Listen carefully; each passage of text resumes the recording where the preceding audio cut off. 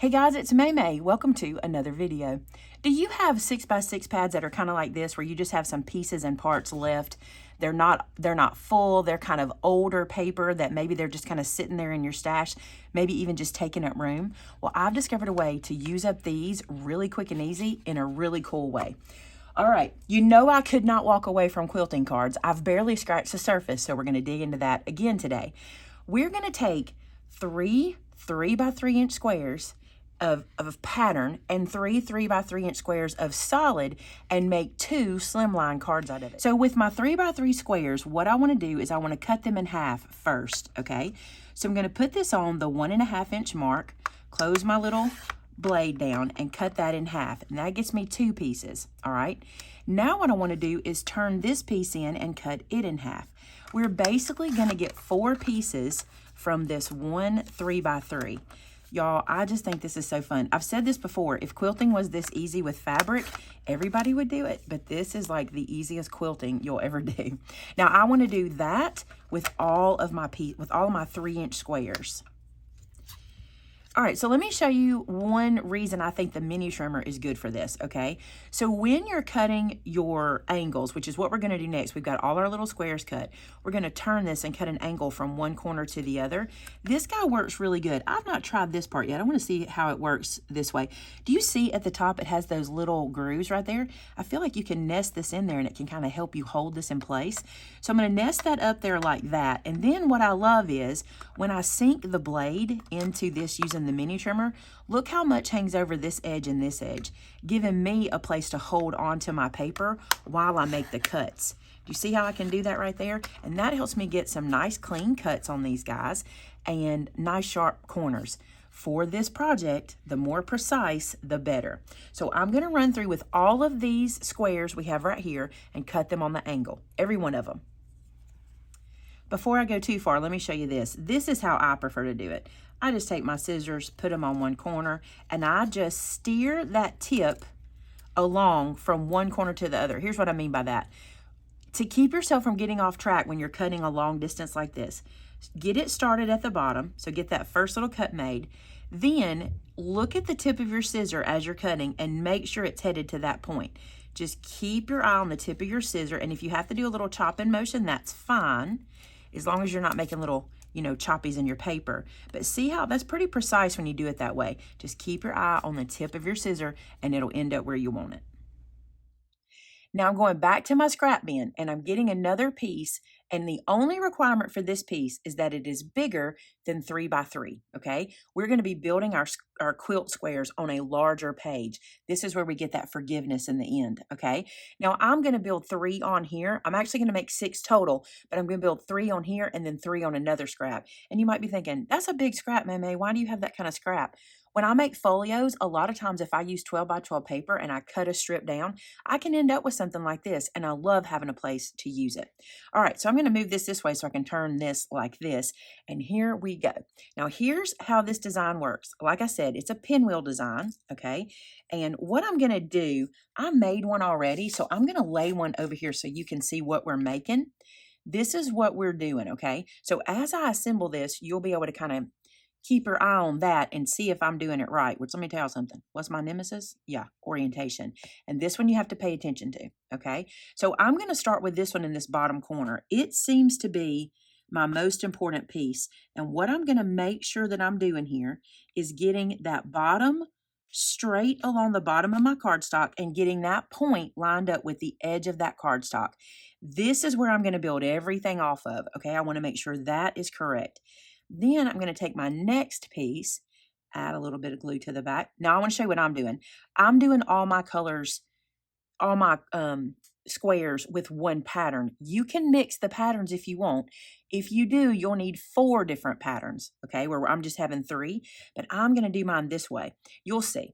All right, so now I'm going to take my piece and I'm just looking at my next floral piece. I'm just driving up this way.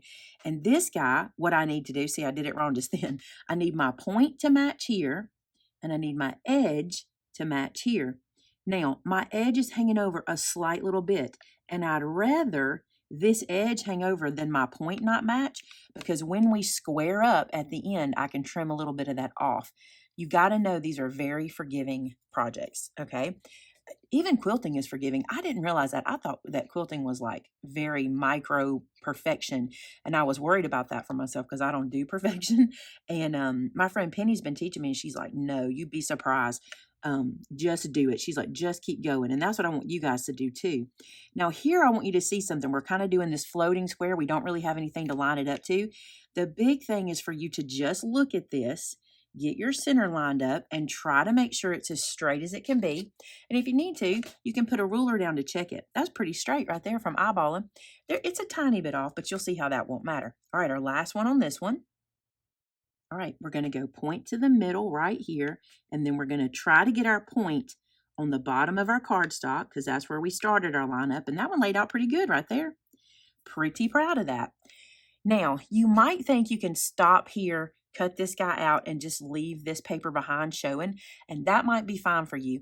But for me, I don't like the way there's like a ledge between the cardstock. I don't care for how this cardstock is lifted up higher than this one. So that's what I'm going to use this guy for, is as a filler, and that is just a personal preference.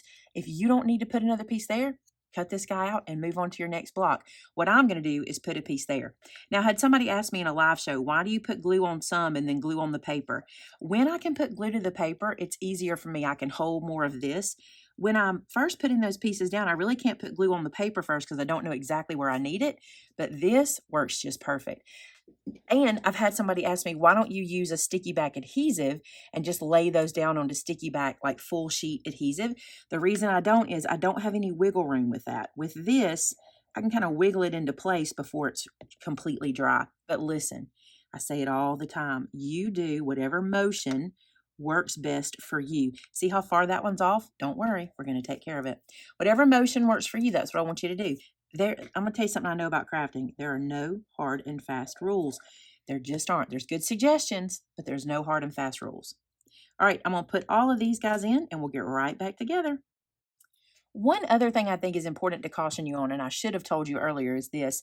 Whatever color you put behind here, it needs to be very similar to this color. You know, these are not the same because one has some pattern to it, some texture to it. If you see right here in the middle, I mean, if you got completely up close on this, you'd see that I've got a little bit of gap between my pages because they don't fit perfect.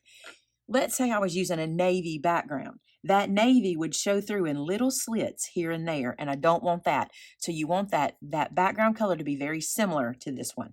Now I'm going to repeat that, and I'm going to move up a little bit because I told you I wanted to get 3 on here. So I'm going to go back to putting glue on my pattern piece. Now for this one, you remember how we started down here on this bottom? For this one, what I want to do is make sure I leave myself some space, and I'm going to head up here, and I'll put this guy on this edge to get me started. I think it's good to start on an edge where you can. If you're floating, you can get more off than you really mean to. So I'm going to get that one settled, and I'm just going to run around and place them just like I did on this guy. Something you can do here, like see how I'm kind of floating? I can go ahead and put this piece in and make sure everything's fitting well. And then I know that everything's going to be square when I'm doing this kind of float.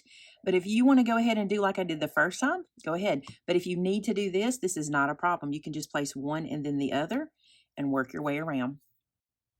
Okay, it's time to square them up. Now remember I told you this is where we can get rid of a lot of our mistakes, okay? The first thing I'm going to do just really quick is cut these guys apart. You could do this with scissors. I've just got the trimmer here, so we'll just do it that way. And then what we're going to do is we're going to establish our first straight line, all right?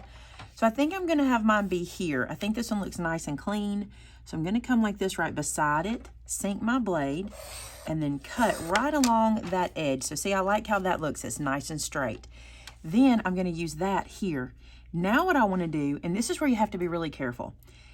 You need to sink your blade into this, okay? So sink your blade, and I want you to go holding this. Do you see I'm putting my finger here and holding it? I want you to go in one direction and then the other. And you can go up first if you need to. But what happens then is we get a better chance of not wrinkling any of this by sinking that blade, okay? Now I've got my straight edge, and this was a very wonky side. Do you see how wonky that looks? Let's just clean it up. Now, this is not extremely different from quilting. You square up blocks in quilting as well, because after you've done all that sewing, there's always a little bit here and there that has to be squared up. So that's what we're doing. Same process. So I'm just going to go just like this, and then look how neat and clean that looks. It looks like we did it perfect, although we didn't. All right, let's do another one. This one is really bad. Let's see. What do I want to square up first? I think I'll square up this side first. And what that means is I'm just putting this into the trimmer, and I'm going to call this my straight side. So I'll go like this and trim that down. That's pretty good.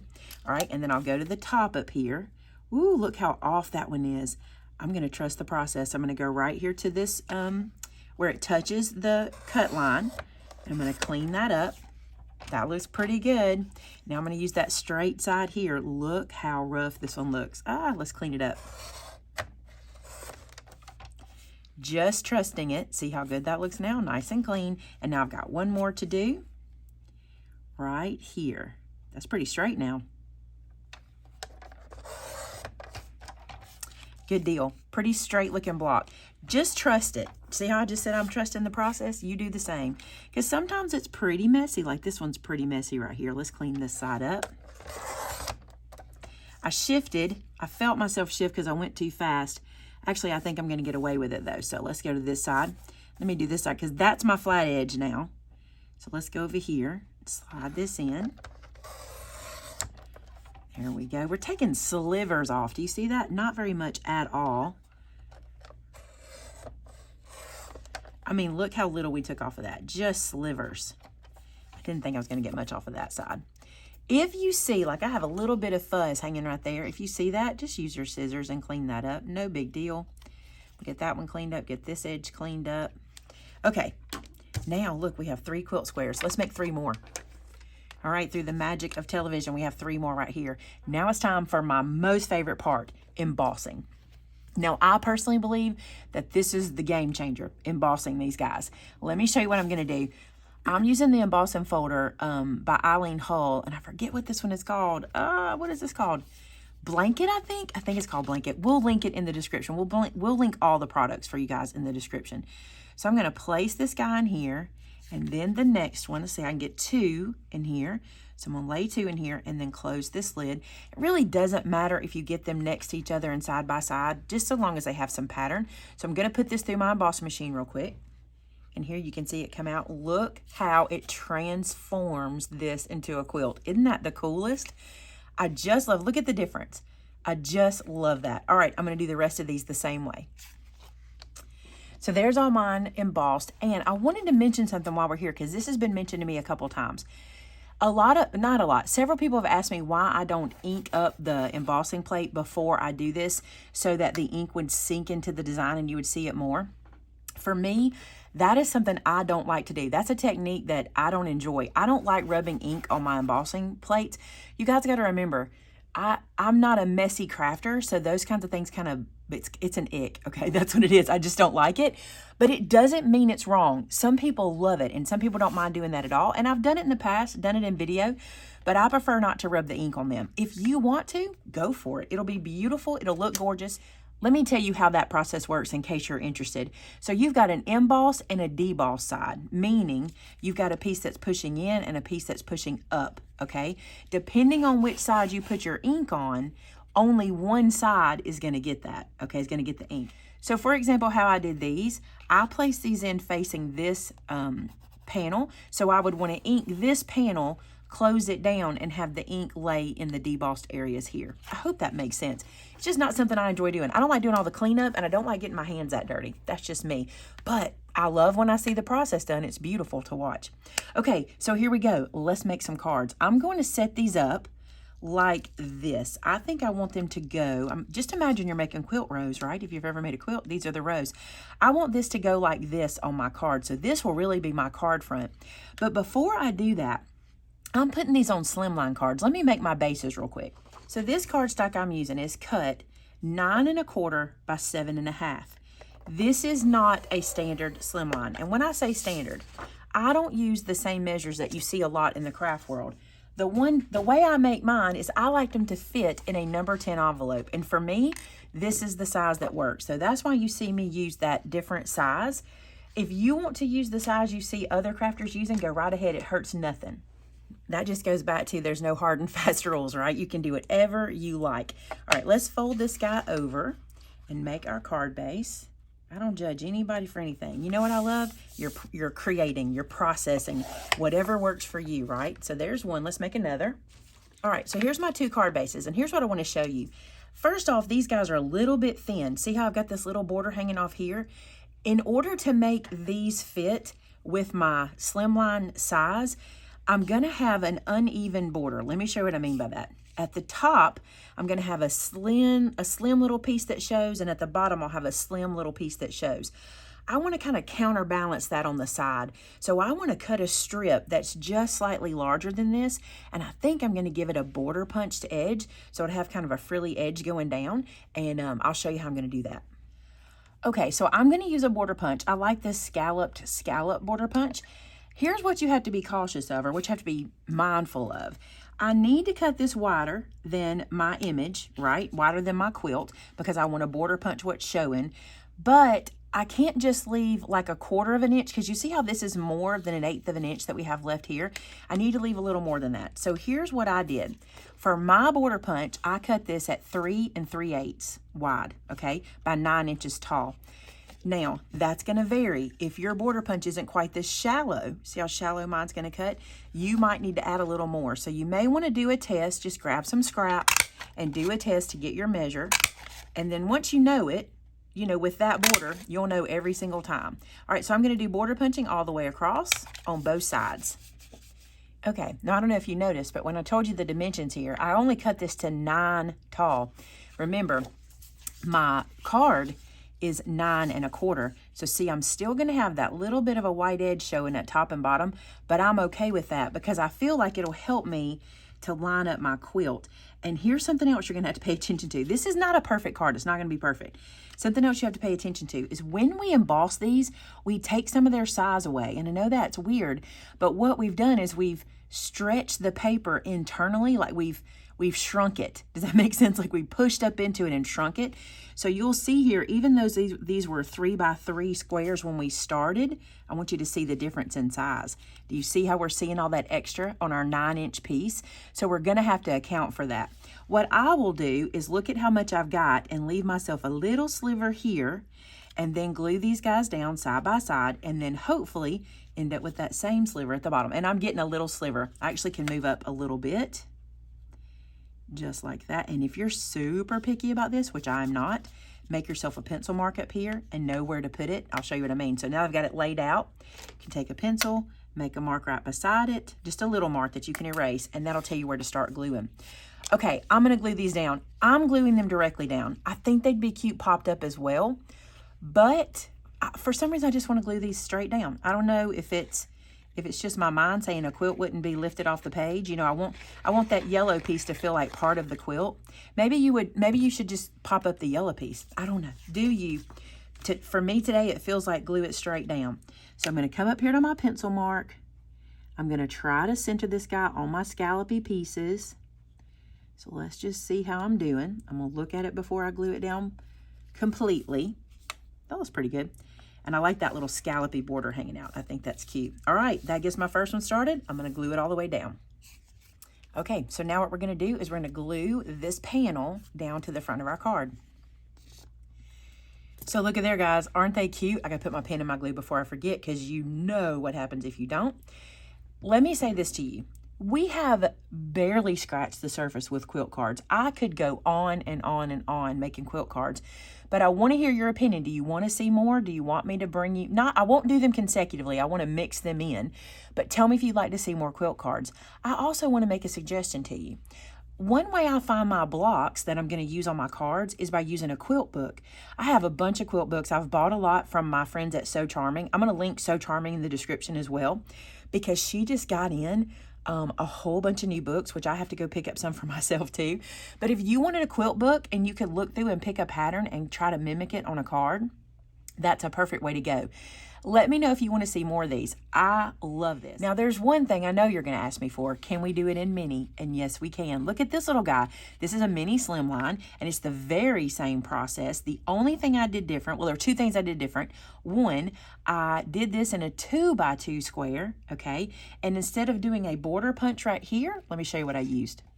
I used the postage edge slimline die. It's a little too long because, you know, my slimlines, I told you mine are a little bit different, but I just cut off at the top and bottom what I didn't need, and I ended up with that cute little border like that. So I thought that was really cute. Now, I think this is a neat way to use up your scraps. It changes things up a little bit. It gives us a little something different. Tell me what you think. Do you like it? Also, please don't forget to subscribe. I have lots of videos coming to you, lots of different kinds. So you do that by hitting the red button. It's free, doesn't cost you anything. It just lets YouTube know you want to see my videos. Also, there's a little bell. You can click that bell button and you can tell YouTube to give you a notification whenever my videos go up. So if you'd like to do that as well. Lastly, and this is probably the most important, there's 2 places you can get quilt inspiration, okay? You can head to our customer gallery and see what people have been posting. That's at MaymayMadeIt.com. And our Facebook group called Maymay Made It, and so did I. You will not believe how many quilts are up over there. It is amazing. I think you should go and take a look. All right, guys, thanks so much for being here today. And until next time, bye now.